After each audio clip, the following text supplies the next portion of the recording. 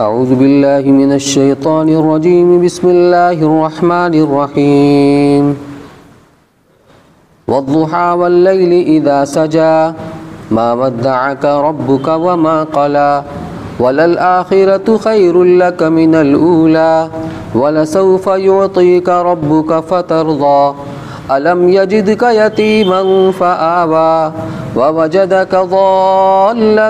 فهدى ووجدك عائلا فأغنى فأما اليتيم فلا تقهر وأما السائل فلا تنهر وأما بنعمة ربك فحدث صدق اللہ العلی العظیم۔ یہ سورہ ضحیٰ ہے۔ اب یہاں سے لے کر آخر سورت تک زیادہ تر صورتوں میں اللہ کے رسول صلی اللہ علیہ وسلم کے فضائل اور آپ کے مراتب بیان کیے گئے ہیں۔ ابتدا جو کی گئی ہے قرآن کی حقانیت سے، الف لام میم ذالک الکتاب لا ریب فیہ، یہ ایسی کتاب ہے جس کے اندر کوئی شک و شبہ کی گنجائش نہیں ہے، اس کی حقانیت کو، اس کی عظمت کو بیان کیا گیا، اور آخر قرآن کے اندر جس ذات کے اوپر قرآن نازل ہوا ہے اس کے فضائل اور مناقب کا بیان ہو رہا ہے۔ والضحیٰ واللیل اذا سجا، قسم ہے دن کے روشنی کی۔ ضحیٰ کے معنی آتے ہیں جب سورج نکلنے کے بعد جب بلند ہو جاتا ہے اور روشنی چاروں طرف پھیل جاتی ہے اور سورج کو دیکھنا نسبتاً آسان ہوتا ہے، اس وقت کو ضحیٰ کا وقت یعنی چاش کا وقت کہتے ہیں۔ مراد ہے روشنی، جب سورج کی روشنی کامل اور مکمل ہو جاتی۔ واللیل اذا سجا، اور قسم ہے رات کی جب چھا جائے، یہ رات یہ قرار پکڑ لے۔ رات کی ابتدا ہوتی ہے غروب آفتاب پر۔ عربی کے اندر رات پہلے آتی ہے، دن بعد میں آتا ہے۔ روزہ دن کے وقت میں رکھا جاتا ہے تو دن کی ابتدا ہوتی ہے صبح صادق سے اور انتہا ہوتی ہے غروب آفتاب پر، لہذا جب دن ختم ہوتا ہے تو رات کی ابتدا ہوتی ہے، تو رات کی ابتدا ہوئی غروب آفتاب پر۔ تو یہ جب سورج ڈوبتا ہے تو دن کی روشنی بتدریج کم ہوتی رہتی ہے، اچانک اندھیرا نہیں ہوتا۔ تب سورج ڈوبنے کے بعد ابھی روشنی رہتی ہے، لالی آتی ہے، دھیرے دھیرے بتدریج جب رات گہری ہوتی ہے تو اب گویا کہ اس نے قرار پکڑ لیا، جب رات پوری تاریک ہو جاتی ہے۔ تو ایک طرف دن جو روشن ہے، دوسری طرف رات جو انتہائی تاریک ہے، تو دن کے بعد رات کا بھی آنا ہے، رات کے بعد دن کا بھی آنا ہے۔ یہاں قسم ان دونوں وقتوں کی کھائی جا رہی ہے۔ مقسم علیہ سے اس سے مناسبت یہ ہے، ما ودعاک ربک وما قلی، پہلے اس کو آپ سمجھ لیں۔ ما ودعاک ربک وما قلی، کہ اے میرے محبوب، آپ کے رب نے نہ تو آپ کو چھوڑا ہے اور نہ ہی آپ سے بیزار ہوا ہے۔ یہ آیات جو نازل ہوئی ہیں، اس کا جو پس منظر شائع نزول، اس صورت کے سبب نزول کے متعلق بخاری و مسلم میں حضرت جندب بن عبداللہ رضی اللہ تعالیٰ عنہ کی روایت سے، اور ترمذی نے حضرت جندب رضی اللہ تعالیٰ عنہ سے یہ روایت کیا ہے کہ ایک مرتبہ نبی کریم صلی اللہ علیہ وسلم کی ایک انگلی زخمی ہو گئی، اس سے خون جاری ہوا، تو آپ نے فرمایا ان انت الا اصبع دمیتی وفی سبیل اللہ ما لقیتی، اس کا معنی ہے کہ تو ایک انگلی ہی تو ہے جو خون آلودہ ہو گئی، اور جو کہ تجھے تکلیف پہنچی وہ اللہ کی راہ میں پہنچی، جس میں اجر اور ثواب بھی ملتا ہے، اس لیے کیا غم ہے۔ حضرت جندب رضی اللہ تعالیٰ عنہ نے یہ واقعہ ذکر کر کے فرمایا کہ اس واقعے کے بعد کچھ روز جبریل امین کوئی وحی لے کر نہیں آئے، تو مشرکین مکہ نے یہ طعنہ دینا شروع کیا کہ محمد صلی اللہ علیہ وسلم کو ان کے خدا نے چھوڑ دیا اور ناراض ہو گیا۔ اس وحی کے تاخیر کی وجہ سے مشرکین نے آپ کو طعنہ دینا شروع کیا کہ ان کے خدا نے ان کو چھوڑ دیا اور ناراض ہو گیا۔ اس پر یہ سورہ ضحیٰ نازل ہوئی۔ حضرت جندب رضی اللہ عنہ کی روایت جو بخاری میں ہے، اس میں 1-2 رات تہجد کے لیے نہ اٹھنے کا ذکر ہے، وحی میں تاخیر کا ذکر نہیں۔ راوی ایک ہی ہیں، ممکن ہے کبھی یہ بیان کیا ہو کبھی وہ بیان کیا ہو۔ اور ترمذی میں تہجد میں 1-2 رات نہ اٹھنے کا ذکر نہیں، صرف وہی میں تاخیر کا ذکر ہے۔ ظاہر ہے کہ ان دونوں میں کوئی تعارض نہیں، ہو سکتا ہے کہ دونوں باتیں پیش آئی ہوں، راوی نے کبھی ایک کو بیان کیا کبھی دوسرے کو۔ یہ عورت جس نے حضرت صلی اللہ علیہ وسلم کو طعنہ دیا ام جمیل ابو لہب کی بیوی تھی، جیسا کہ دوسری روایت میں ہے، اور تاخیر وحی کے واقعات متعدد مرتبہ پیش آئے ہیں۔ ایک مرتبہ تو شروع میں جب پہل وحی نازل ہوئی غار حرا کے اندر، اس کے بعد ایک لمبا وقفہ تقریباً 3 سال کا، اس کو فترت وحی کا زمانہ کہتے ہیں، اس درمیان میں کوئی وحی نہیں آئی۔ پھر کم و بیش 3 سال کے بعد پھر وحی نازل ہوئی۔ دوسرا موقع جب مشرکین مکہ نے یہودیوں کے اکسانے پر، ان کے کہنے پر آپ سے روح کے بارے میں سوال کیا تھا، قرآن نے اس کو ذکر کیا ہے، یسألونک عن الروح، کہ لوگ آپ سے روح کی بابت پوچھتے ہیں، سوال کرتے ہیں کہ اس کی حقیقت کیا ہے۔ قل الروح من امر ربی، آپ کہہ دیجئے کہ میرے رب کا امر ہے، وما اوتیتم من العلم الا قلیلا، تم کو بہت تھوڑا علم دیا گیا ہے، یعنی تمہارے سمجھ سے پرے ہے، تم اس کو سمجھ نہیں سکتے۔ تو جب انہوں نے یہ سوال کیا تھا، یہودیوں نے 3 سوال ان سے ذکر کیے تھے۔ ایک تو وہ کون شخص ہے جنہوں نے مشرق سے مغرب تک کا سفر کیا تھا، یعنی ذوالقرنین، اور ایک سوال اور تھا، اس میں ایک سوال روح سے متعلق تھا، تو آپ نے فرمایا کہ میں اس کا جواب کل دے دوں گا، تو آپ نے انشاءاللہ نہیں کہا۔ قرآن میں آپ کو متوجہ کیا گیا، وَلَا تَقُولَنَّ لِشَيْءٍ إِنِّي فَاعِلٌ ذَلِكَ غَدًا إِلَّا أَن يَشَاءَ اللَّهُ، اے میرے نبی کبھی بھی آپ کسی کام کے بارے میں یہ نہ کہا کریں یقین کے ساتھ کہ میں اسے کل کر دوں گا، مگر یہ کہ اللہ کی مشیت کو لگا لیا کریں، یعنی انشاءاللہ کہہ لیا کریں کہ اگر اللہ نے چاہا تو یہ کام میں کر دوں گا۔ آپ نے اسی امید پر کہ وحی نازل ہوگی تو میں جبریل امین سے پوچھ کر کے، وہ اللہ سے پوچھ کر بتا دیں گے، لیکن اس کے بعد ایک لمبا وقفہ ہو گیا۔ بعض روایت سے معلوم ہوتا ہے 15 دن کا، بعض سے معلوم ہوتا ہے 40 دن کا۔ اب مشرکین کو موقع مل گیا، وہ طعنہ دینے لگے کہ ان کا رب اسے ناراض ہو گیا ہے، لگتا ہے ان کو چھوڑ دیا ہے۔ اس سے آپ کو طبعی طور پر غم ہوتا تھا، دل پر چوٹ لگتی تھی۔ اور ایک یہ واقعہ ہے جو جیسا کہ ابھی ذکر کیا گیا کہ 2-3 دن آپ کی تہجد میں نیند نہیں کھلی، یا کچھ وحی میں وقفہ زیادہ ہو گیا، تو اس سے لوگوں کو طعنہ دینے کا موقع مل گیا۔ تب اللہ تعالیٰ نے اتنا آپ کی رعایت فرمائی کہ قسم کھائی ہے دن کے روشنی کی، جب دن روشن ہوتا ہے گویا پوری طرح سورج آب و تاب سے نکلا ہوا ہوتا ہے، اور رات کی تاریکی، یہ دونوں ایک دوسرے کی ضد ہے۔ جب دن ختم ہو کر رات آتی ہے، اس کا مطلب یہ نہیں کہ اب دن نہیں آئے گا، نہیں، اس کے بعد پھر دن بھی آتا ہے، رات ہمیشہ کے لیے نہیں آتی ہے، لیکن اس کا مطلب یہ نہیں کہ اللہ تعالیٰ ناراض ہے۔ اسی طریقے سے اگر وہی کسی مصلحت سے، اللہ کی حکمت سے کچھ تاخیر ہو گئی، اس کا یہ مطلب ہرگز نہیں ہے کہ اللہ آپ سے ناراض ہے، بلکہ اللہ آپ سے راضی ہے۔ اور اللہ کی نعمتیں جو آپ کے اوپر وہی کی شکل میں آتی رہتی ہیں، یہ کیا ہے، درجہ بدرجہ اور بترتیب یہ نعمتوں کے اندر اضافہ ہوتا رہتا ہے۔ جو علوم معارف آپ کو وہی کے ذریعے دیے گئے، اسی طریقے سے جو اسلام کی شوکت، دین کا غلبہ اور مسلمانوں کی عزت و شوکت اور فتوحات وغیرہ، یہ سب اللہ کی نعمتیں ہیں، یہ دن بدن آپ کو دی جا رہی ہیں، اسی لیے کہ اللہ آپ سے ناراض نہیں ہے، اللہ آپ سے بہت راضی ہے۔ اس کو فرمایا گیا ما ودعک ربک وما قلی، نہ تو آپ کے رب نے آپ کو چھوڑا ہے اور نہ آپ سے بیزار ہوا ہے۔ وللآخرۃ خیر لک من الاولی، اور آخرت آپ کے لیے بدرجہ دنیا سے بہتر ہے۔ آخرت اگر اس کو لفظی معنی میں لیا جائے، یہ جس کو متعارف ہے، دنیا کے مقابلے میں آخرت آتی ہے، تو یہاں اولا سے مراد دنیا ہوگی۔ اولا کے معنی پہلا، ظاہر سی بات ہے دنیا پہلے ہے اور آخرت بعد میں، تو اس کا مطلب کیا ہوگا؟ مفتی صاحب نے لکھا ہے یہاں آخرت کو اپنے معروف معنی میں اور اس کے بالمقابل اولا کو دنیا کے معنی میں لیا جائے تو تفسیر وہ جو خلاصہ تفسیر میں اوپر آ چکی ہے کہ کفار و مشرکین جو طعنے آپ کو دے رہے ہیں، یہ دنیا میں تو دیکھ ہی لیں گے کہ وہ سراسر لغو اور غلط تھے، ہم اس سے آگے آخرت کے انعامات کا بھی آپ سے وعدہ کرتے ہیں کہ آپ کو دنیا سے بہت زیادہ انعامات سے نوازا جائے گا،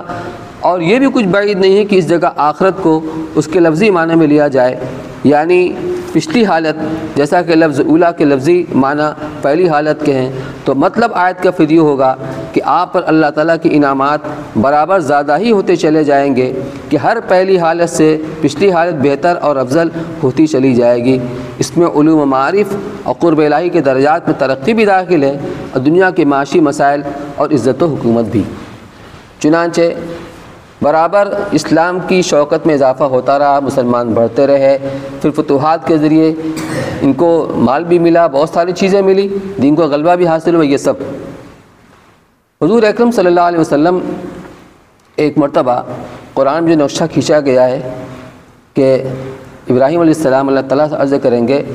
رب انی انہن اضللن کثیر من الناس، کہ پروردگار ان بتوں نے بہت سارے لوگوں کو، تیرے بندوں کو انہوں گمراہ کیا ہے۔ وہ قرآن میں وہ آیات ہے جس کے اندر معاشرے کا نقشہ کھینچا گیا ہے۔ اور اسی طرح عیسیٰ علیہ السلام کے بارے میں آپ یاد کریں گے کہ ان کی قوم جنہوں نے ان کو خدا کا بیٹا قرار دے دیا تھا، جب اللہ تعالیٰ ان سے پوچھیں گے کہ عیسیٰ ابن مریم بتاؤ کیا تم نے ان سے کہا تھا کہ مجھ کو معبود قرار دو خدا کو چھوڑ کر؟ تو عیسیٰ علیہ السلام صاف صاف عرض کر دیں گے پروردگار آپ تو جانتے ہی ہیں جب تک میں ان کے درمیان میں موجود تھا تو میں ان کی نگرانی کرتا رہا، لیکن جب آپ نے مجھے اٹھا لیا تو آپ ہی ان کی نگراں تھے، اور یہ آپ کے بندے ہی ہیں، اگر آپ انہیں عذاب دیں تو آپ کے بندے ہی ہیں، اور اگر آپ معاف کر دیں تو آپ زبردست ہیں، معاف کرنے والوں کوئی آپ کے پوچھنے والا نہیں۔ تو اس کا استحضار کر کے جو امتوں کا یہ حال ہوگا، میری امت کا کیا بنے گا؟ حضور اکرم صلی اللہ علیہ وسلم کی اتنا امت کے ساتھ تعلق تھا کہ اس منظر کو سوچ کر کے آپ رونے لگے، اور آپ نے دعا کے لیے ہاتھ اٹھا دیا اور زار و قطار رو رہے تھے، اور یہ کہہ رہے تھے اے پروردگار میری امت تک کیا ہوگا، میری امت تک کیا ہوگا؟ اللہ تعالیٰ نے فوراً جبریل کو بھیجا کہ جاؤ میرے محبوب سے پوچھو تم کیوں رو رہے ہو، تمہیں کیا چیز رلا رہی ہے؟ حالانکہ اللہ تعالیٰ جانتا تھا کہ کیوں رو رہے ہیں، لیکن آپ کے مقام بلند کو اور آپ کی عظمت شان کو ظاہر کرنے کے لیے اہتمام کے ساتھ جبریل امین کو بھیجا گیا کہ جاؤ پوچھ کر کے آؤ کیوں رو رہے ہیں۔ جب وہ آئے اور آ کر پوچھا کہ اللہ تعالیٰ آپ سے پوچھ رہے ہیں کہ آپ کیوں رو رہے ہیں، کہ جبریل مجھے اپنی امت کا بہت غم اور فکر ہے کہ اس امت تک کیا ہوگا۔ جبریل علیہ السلام گئے اللہ تعالیٰ کے پاس کہ یہ قصہ ہے، اللہ تعالیٰ نے فرمایا جاؤ میرے محبوب سے کہہ دو کہ میں تمہیں راضی کر کے رہوں گا اور امت کے بارے میں تمہیں رنجیدہ نہیں کروں گا۔ یہ اللہ نے وعدہ فرما لیا حضور اکرم صلی اللہ علیہ وسلم سے۔ بعض روایت میں آتا ہے کہ آپ نے فرمایا تب تو میں اس وقت تک راضی نہیں ہوں گا جب تک کہ میرے ایک امت بھی جہنم کرنے رہے گی۔ کتنا تعلق امت کے ساتھ آپ کا، لیکن امت کا کیا حال ہے؟ یہ بہت بڑی امید افزا یہ حدیث ہے، اور اس میں اللہ تعالیٰ نے فرمایا ہے وَلَسَوْفَ يُعْطِيكَ رَبُّكَ فَتَرْضَىٰ، جو اللہ کے انعامات آپ کے اوپر ہوئے ہیں وہ تو ہیں ہی، لیکن پھر آخرت میں اللہ اتنا دیں گے کہ آپ راضی ہو جائیں گے۔ کتنا بڑا احسان آپ کا امت کے اوپر ہے۔ تو وَلَسَوْفَ يُعْطِيكَ رَبُّكَ فَتَرْضَىٰ، اور یعنی آپ کا رب آپ کو اتنا دے گا کہ آپ راضی ہو جائیں۔ اس میں حق تعالیٰ نے یہ متعین کر کے نہیں بتلایا کہ کیا دیں گے، اس میں اشارہ عموم کی طرف ہے کہ آپ کے ہر مرغوب چیز آپ کو اتنی دیں گے کہ آپ راضی ہو جائیں۔ آپ کی مرغوب چیزوں میں دین اسلام کی ترقی،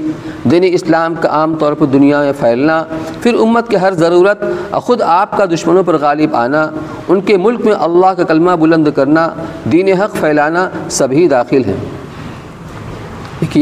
یہ آ گیا حدیث میں ہے کہ جب یہ آیت نازل ہوئی تو رسول اللہ صلی اللہ علیہ وسلم نے فرمایا اذن لا ارضى وواحد من امتی فی النار، یعنی جب یہ بات ہے تو میں اس وقت تک راضی نہ ہوں گا جب تک میری امت میں سے ایک آدمی بھی جہنم میں رہے گا۔ آگے فرمایا کہ الم یجد کا یتیما فآویٰ، وہ جو نعمتیں اللہ کی آپ کے اوپر ہیں اور برابر ہو رہی ہیں، جو اس بات کی دلیل ہے کہ آپ کا رب آپ سے ناراض نہیں ہوا ہے، آپ سے خفا نہیں ہوا ہے، آپ کو چھوڑا نہیں ہے، بلکہ اس کی نعمت بدستور آپ کے اوپر جاری اور تو اس میں چند نعمتوں کا اللہ نے ذکر کیا۔ الم یجد کا یتیما فآویٰ، کیا آپ کے رب نے آپ کو یتیم نہیں پایا پھر آپ کو ٹھکانہ دیا؟ یہ کس طرح اشارہ ہے کہ حضور اکرم صلی اللہ علیہ وسلم جب دنیا میں تشریف لائے تو آپ کے تشریف لانے سے پہلے آپ کے والد وفات پا چکے تھے، حضرت عبداللہ۔ پھر جب آپ کی عمر 6 سال کی ہوئی تو آپ کے والدہ کا انتقال ہو گیا۔ پھر 2 سال اپنے دادا عبد المطلب کے زیر کفالت رہے۔ اللہ نے آپ کی محبت آپ کے دادا کے دل میں ڈال دی تھی کہ سب سے زیادہ اگر ان کا کوئی فکر تھا تو اپنے پوتا حضور اکرم صلی اللہ علیہ وسلم کا تھا۔ پھر جب آپ کی عمر مبارک 8 سال کی ہوئی تو ابو طالب کی کفالت میں آپ کو دیا گیا، اور اتنی محبت کرتے تھے کہ اپنے اولاد سے بھی اتنی محبت ابو طالب نہیں کرتے تھے، باوجود کہ مسلمان نہیں ہوئے تھے، لیکن ایک لمبا عرصہ آپ کے پشتبان بنے رہے، پشت پناہی کرتے رہے۔ اس طرح بھی اشارہ کیا گیا ہے کہ آپ کو اللہ نے یتیم پایا تو آپ کو ٹھکانہ دیا، یہ اللہ کی ایک نعمت۔ وَوَجَدَكَ ضَالًّا فَهَدَىٰ، ضالن کے معنی گمراہ کے بھی آتے ہیں، اور ضالن کے معنی آتے ہیں گم کردہ راہ، ناواقف، یہاں وہی معنی مراد ہے کہ آپ کے رب نے آپ کو شریعت سے ناواقف پایا، فہدا، پھر آپ کو شریعت کا رستہ بتایا۔ ظاہر سی بات ہے قرآن کے نزول سے پہلے، شریعت کے نازل ہونے سے پہلے آپ اس سے واقف نہیں تھے۔ جب آپ کے اوپر نبوت کا ساتھ، آپ کے سر پر نبوت کا تاج رکھا گیا اور وحی کا سلسلہ شروع ہوا تو اللہ کی طرف سے یہ ساری علوم معارف آپ کے اوپر کھولے گئے۔ تو وَوَجَدَكَ ضَالًّا فَهَدَىٰ، اور آپ کو پایا کہ آپ ناواقف تھے، شریعت کے یعنی احکامات سے بے خبر سے، اللہ نے آپ کو اس کا رستہ بتایا۔ یہ دوسری نعمت ہے جو معنوی نعمت ہے۔ وَوَجَدَكَ عَائِلًا فَأَغْنَىٰ، اور آپ کو نادار پایا پھر آپ کو مالدار کر دیا۔ جب آپ کے والد آپ کے پیدا ہونے سے پہلے دنیا سے چلے گئے تھے اور کوئی مال وغیرہ کچھ نہیں چھوڑا تھا تو ظاہر سی بات ہے آپ کے پاس کچھ نہیں تھا، لیکن پھر اللہ تعالیٰ نے یہ ایک آسانی کا معاملہ فرمایا۔ حضرت خدیجہ الکبریٰ رضی اللہ تعالی عنہ جو مکہ میں بہت مالدار خاتون تھیں، وہ اپنا مال اور سامان تجارت وہ دوسروں کو دے کر کے تجارت کروایا کرتی تھیں، اور اس میں جو لوگ تجارت کے لیے جایا کرتے تھے ان کو نفع دیا کرتی تھی۔ لیکن جب آپ سے معاملہ ہوا تو آپ کی دیانت اور امانت اور صداقت کو سن کر کے ان کو رغبت ہوئی اور آپ سے معاملہ کیا بطور مزاربت کے۔ مزاربت کیا ہوتا ہے کہ ایک آدمی کا پیسہ ہوتا ہے سرمایہ، اور ایک آدمی کی محنت ہوتی ہے، اور نفع طے ہو جاتا ہے 50-50 یا کچھ کم و بیش، جو بھی نفع طے ہو جاتا ہے وہ ملتا ہے۔ تو خدیجہ رضی اللہ تعالیٰ عنہ نے آپ کو اوروں سے زیادہ نفع پر کے وعدے پر آپ سے تجارت کروانے کی انہوں نے خواہش ظاہر کی، تو حضور اکرم صلی اللہ علیہ وسلم نے اپنے چچا کے مشورے سے آپ نے تجارت کیا، اور اتنا نفع ہوا اس کی طرف اشارہ ہے۔ پھر اس کے بعد جب اس سے نکاح ہو گیا تو انہوں نے اپنا سارا مال آپ کے حوالے کر دیا کہ آپ جس طرح چاہیں استعمال کریں۔ اس کی طرف اشارہ ہے کہ آپ کو اللہ نے نادار پایا تو آپ کو مالدار بنا دیا۔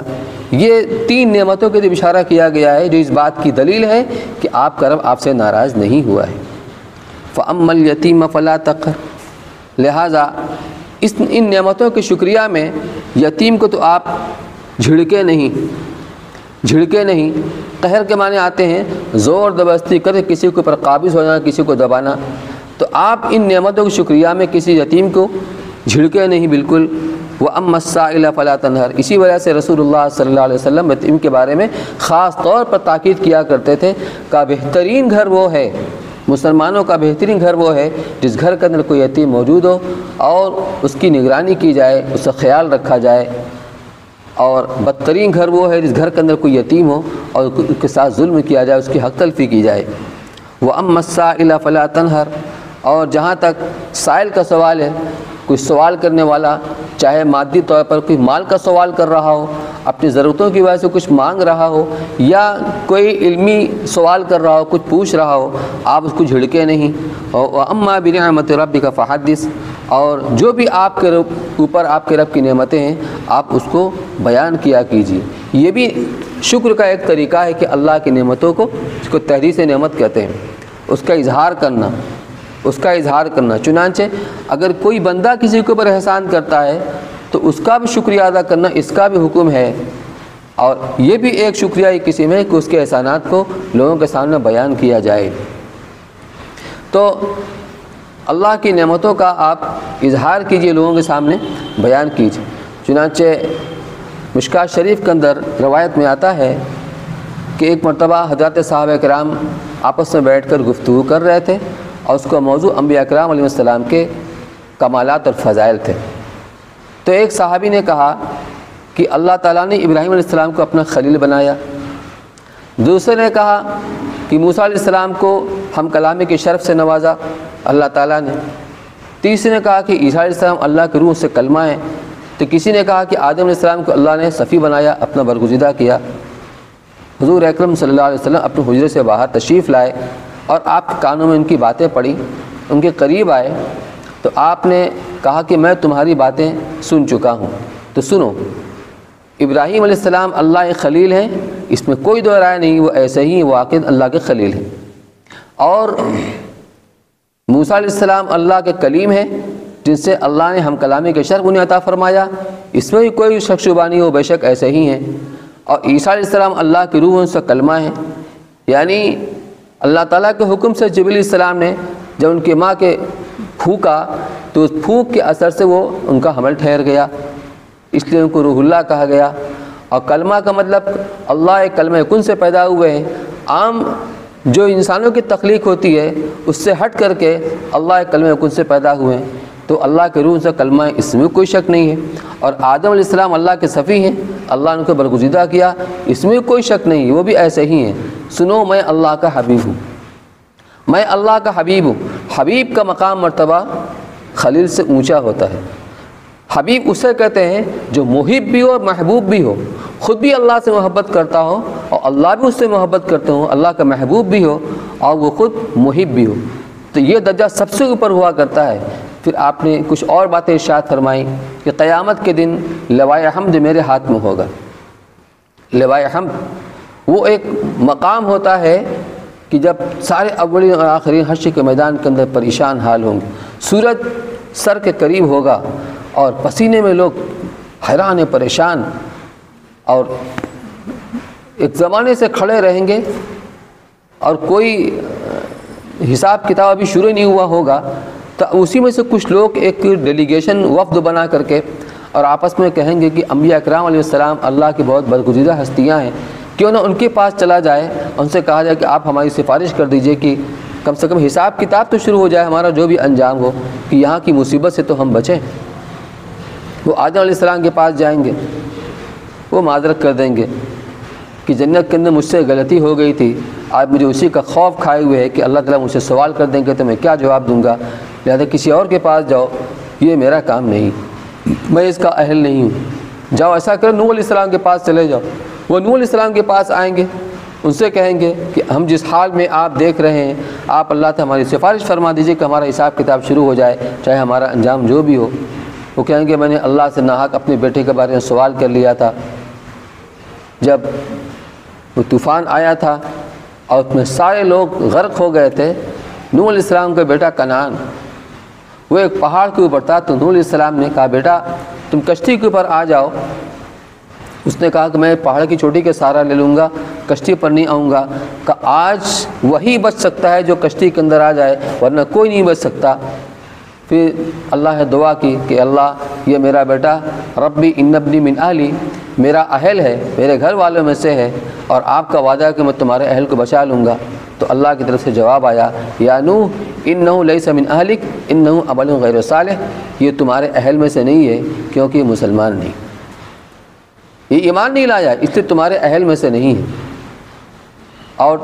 مجھ سے ایسا آئندہ سوال مت کرنا۔ تو مجھے اسی کا خوف کھائے ہوئے ہے کہ اگر آج کے بارے میں بات پوچھ ہوگی تو میں کیا جواب دوں گا، جاؤ کسی اور کے پاس چلے جاؤ، وہ موسیٰ علیہ السلام کے پاس، وہ عیسیٰ علیہ السلام کے پاس، پھر اس کے بعد لوگ آئیں گے حضور صلی اللہ علیہ وسلم کے پاس۔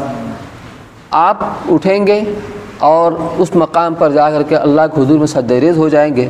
اور اللہ تعالیٰ اس وقت میں آپ کو وہ حمد کے کلمات اور اسلوب آپ کے دل کے اندر ڈالے گا، اور اس انداز سے اللہ کی حمد و ثنا بیان کریں گے، پھر اللہ کی رحمت کو جوش آئے گا، اور ارشاد ہو گیا محمد ارفع راسک، اے محمد صلی اللہ علیہ وسلم اپنا سر اٹھائیے، سل توتا، مانگے جو مانگے گو آپ کو ملے گا، اشفا تو شفا، آپ سفارش کیجیے آپ کی سفارش قبول کی جائے گی، آپ کی سفارش کرنے کے اوپر وہاں حساب کتاب شروع ہوگا۔ یہ اس کو شفاعت کبریٰ بھی کہتے ہیں، اور یہ لوائے حمد میرے ہاتھوں میں ہوگا، اور اس وقت اس میرے ماتحت اور اس لوائے حمد کے نیچے تمام انبیاء کرام علیہ السلام ہوں گے۔ یہ آپ کا خاص مقام ہوگا، اور مقام محمود جہاں پر آپ فائز ہوں گے، یہ عرش کے دائیں طرف ایک مقام ہے، اس پر کوئی اور نہیں آئے گا سوائے آپ کے، سب سے اونچا بلند مقام ہوگا۔ سارے اولین اور آخرین اس وقت دیکھیں گے اور اس کا نظارہ کریں گے، وہ مقام بلند آپ کو حاصل ہوا ہے۔ ولا فخر، میں یہ بات فخر سے نہیں کہتا، میں یہ بات فخر سے نہیں کہتا۔ فرمایا میں اولاد آدم کا سردار ہوں، انا سید ولد آدم، میں اولاد آدم کا سردار ہوں گا اس دن، ولا فخر، اس پر میں فخر نہیں کرتا۔ اس طرح اپنے فضائل سنا کر کے اس میں علماء کرام نے لکھا ہے کہ اپنی تعریف خود سے کرنا یہ کوئی اچھی چیز نہیں ہے، لیکن تحدیث نعمت کے طور پر آپ بیان فرما رہے ہیں کہ اللہ کی نعمت جو آپ کے اوپر ہے اس کو بیان کیجیے، اس لیے آپ بیان فرما رہے ہیں، ساتھ ہی فرما رہے ہیں میں اس سے فخر نہیں کرتا، میں تحدیث نعمت کے طور پر کر رہا ہوں۔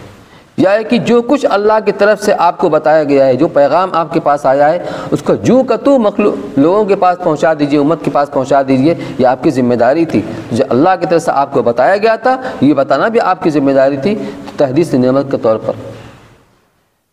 تو یہ ہے آپ کا مقام اور مرتبہ۔ تو اس کے اندر آپ کے تعریف اور آپ کے فضائل بیان کیے گئے ہیں۔ اس کے بعد جتنی بھی صورتیں آ رہی ہیں، زیادہ تر صورتوں کے اندر آپ کے فضائل کا بیان ہے یا پھر قیامت کا تذکرہ ہے۔ اللہ تعالی ہمیں اپنے نبی کی قدردانی کی اور آپ کی تعلیمات کے مطابق عمل کرنے کی توفیق نصیب فرمائے۔ ایک بہت ہی افسوسناک خبر یہ ہے، تقریباً 6 بجے کے بعد واٹس ایپ کے ذریعے معلوم ہوا کہ مولانا اسد جمال صاحب کا انتقال ہو گیا۔